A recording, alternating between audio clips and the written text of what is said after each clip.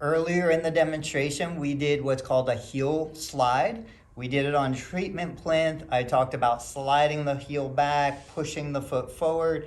We're gonna do a very similar exercise, but now we're doing it sitting in a chair. So if this was the surgical knee, all I'm doing is I'm trying to keep the foot flat. I'm gonna slide the foot back as far as the wound and the incision will allow. Hold that position. You should feel the muscle underneath the thigh working. That's your hamstring muscle. The hamstring muscle is the primary muscle that pulls the foot back, and then you relax and let the foot slide forward. If you find that you're trying to do this and maybe you're hitting the edge of the couch, what you can do is you can slide to the front edge of the seat. You can pull it back so now there's nothing blocking your progress.